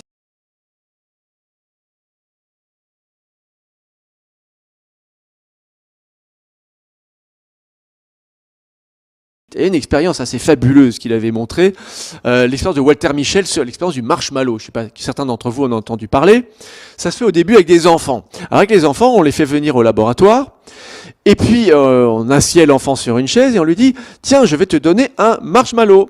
Alors soit tu le manges tout de suite, soit tu attends 3 minutes et tu en auras 2. » Donc là, il doit penser à se projeter dans le temps et à ne pas céder à l'attrait de l'instant présent. Qu'est-ce qui se passe? Alors, voilà, il est tenté, évidemment. Et puis, dans son cerveau, il y a cette fameuse bataille cérébrale dont je vous parlais. Il y a le cortex préfrontal ici qui commence qui veut résister. Mais il y a le striatum qui pousse, qui dit prends maintenant. Alors, qu'est-ce qui se passe? Bon. Difficile attente, difficile lutte interne. Le cortex préfrontal tient le coup pour l'instant. Mais pour les autres, c'est assez vite décidé, c'est le striatum qui l'emporte dans 85% des cas dans cette expérience. Les enfants ne résistent pas à l'attrait du marshmallow qui titille comme ça l'envie de récompense immédiate. Lui tient vraiment bien. Et puis à la fin, quand même, chose promise, chose due, l'expérimentatrice revient et lui dit « Tu as résisté, tu t'es projeté dans l'avenir ». Et tu vas en avoir la récompense. Voilà à quoi ça mène. Ça, ce garçon, vraiment, il nous montre notre avenir, l'avenir de l'humanité. Malheureusement, le striatum gagne toujours. Ce que montre cette expérience, parce qu'on la recommence avec des adultes, non pas avec des marshmallows, avec des sommes d'argent, et il se passe exactement la même chose. La plupart des gens préfèrent empocher tout de suite une petite somme que d'attendre longtemps pour en avoir une plus grande. Et c'est exactement ce qui se passe avec la situation où on est. Si vous avez le choix entre une bonne côte de bœuf maintenant ou une planète dévastée dans 30 ans, une grande majorité de personnes se dit tant pis, ça va pas faire une grosse différence, et puis je pourrais toujours commencer à changer de régime demain. Et là, c'est le striatum qui vous dupe totalement, qui vous concentre, qui vous comprime dans l'instant présent. On est complètement victime de cette déformation, ce biais cognitif qui s'appelle la dévalorisation temporelle. Alors, une fois qu'on sait tout ça, malheureusement, ce qui se passe, c'est que ce phénomène fait de nous des addicts à la rapidité.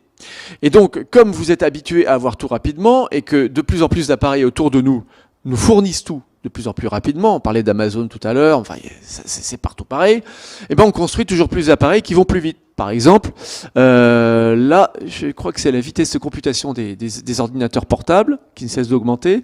Là, c'est la part de marché des plateaux cuisinés, que vous avez juste 45 secondes au micro-ondes plutôt que de passer 2 heures à faire la cuisine.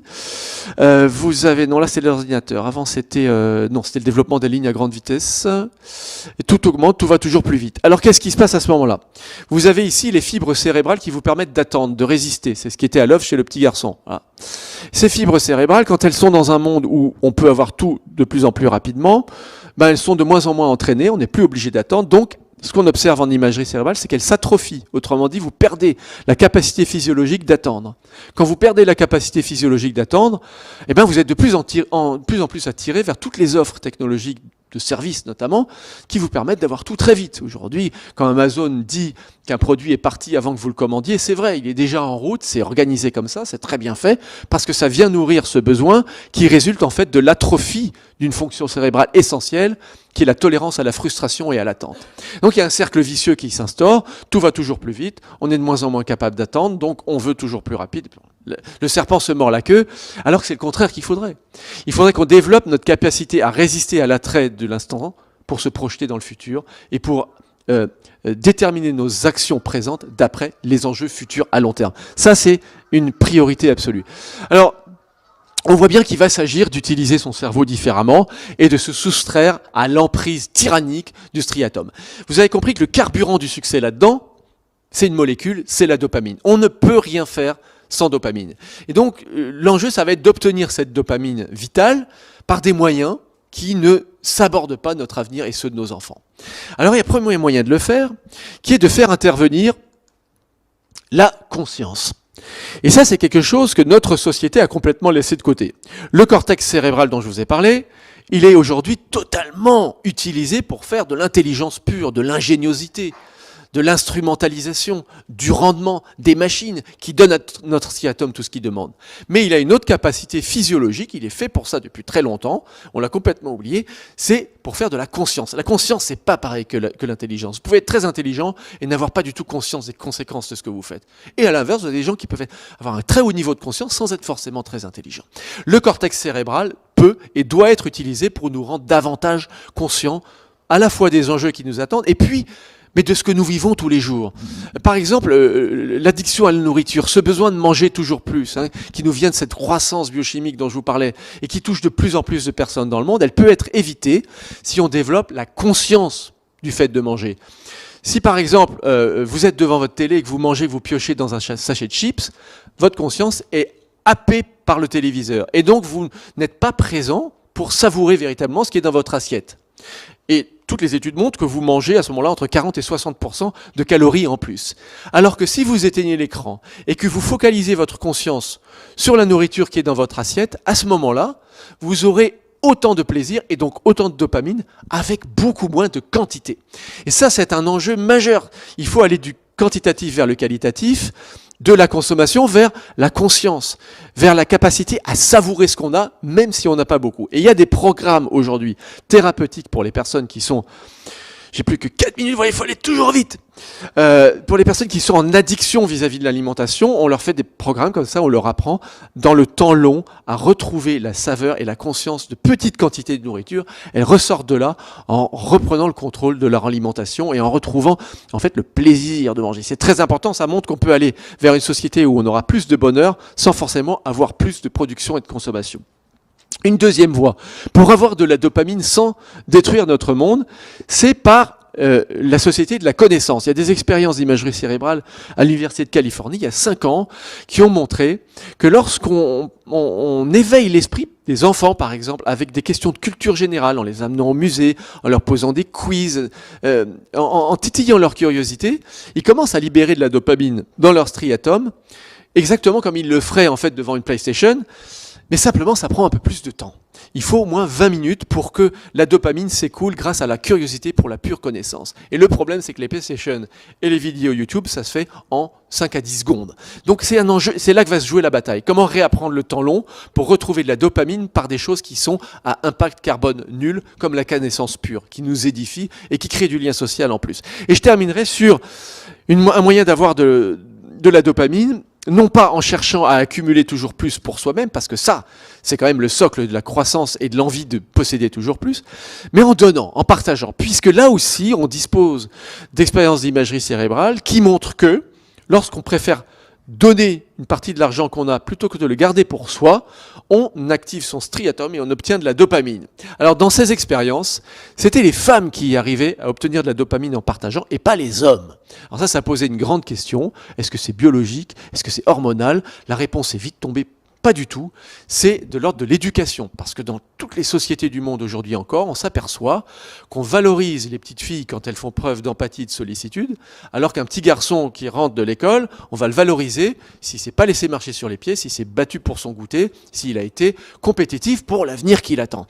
Et donc c'est un modèle de normes sociales et d'éducation qui peut conduire à avoir de la dopamine, soit par le partage, soit par l'égoïsme et la compétition.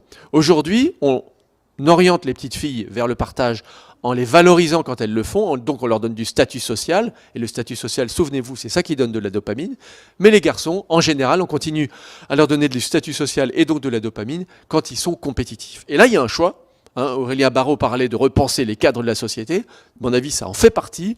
Redéfinir les cadres de désirabilité et les valeurs morales et les valeurs finalement de valorisation des personnes, de prestige. Qu'est-ce qui fait qu'on va être une personne désirable, reconnue, cool même, entre guillemets, pour les jeunes? Si on arrive à créer cette norme de partage, source de dopamine, à ce moment-là, c'est tout à fait possible. On a la main là-dessus, on peut le faire. Et puis, je terminerai quand même en parlant de la nécessité de retrouver l'accord avec soi-même. Parce que si on reprend la question du départ, pourquoi nos passions consuméristes nous bloquent dans le passage à l'acte? Et je reviens à cette contradiction. Combien sommes-nous finalement à vouloir posséder, dépenser, consommer, jouir, et en même temps à souffrir du fait que nous sommes conscients des conséquences? Il y a un conflit cognitif qui s'instaure à ce niveau-là entre ces deux informations contradictoires.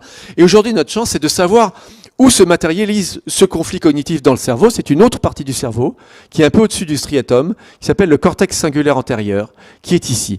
Et ce cortex singulaire antérieur s'allume à chaque fois que nos actes ne sont pas en accord avec notre conscience et nos connaissances. Ça donne lieu à une dissonance cognitive, ça provoque la libération d'hormones du stress, de l'angoisse, ça crée un mal-être, ça crée un désaccord entre ce qu'on pense et ce qu'on fait. Et ça, on se trouve beaucoup mieux une fois qu'on désamorce ce désaccord et quand on crée de l'harmonie entre ce qu'on sait et ce qu'on fait.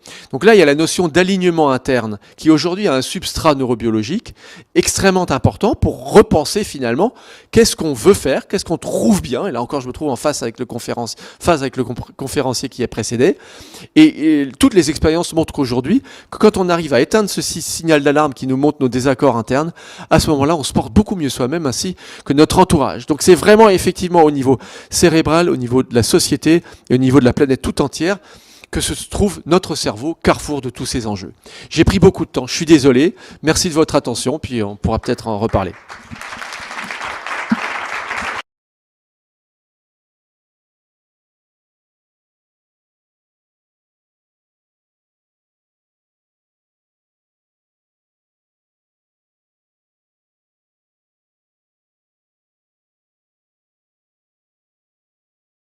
Juste une remarque sur l'éducation actuelle qui va à l'encontre de la neurogénèse, c'est-à-dire de la bonne construction des cerveaux. Alors, on voit souvent des parents, par exemple, dehors, dans les magasins, qui parlent à leurs gamins comme à des adultes, c'est-à-dire en surstimulant le cortex associatif frontal, qui n'est pas mature, par définition, c'est pour les petits-enfants. C'est-à-dire ne respectant pas les étapes de la maturation du cerveau, qui doit aller du cerveau central, donc striatum, et progressivement stimuler la neurogénèse, maturer les relations synaptiques, les conductions synaptiques vers le frontal, avec le cortex associatif de surcroît, droite-gauche, qui va arriver à faire une sorte de nouvel équilibre par rapport à la réflexion, à l'environnement. Donc, la neurogénèse du cerveau frontal va se construire sur une dissociation avec le cerveau central du striatum, créant une sorte de, je dirais, bipolarité schizophrénique.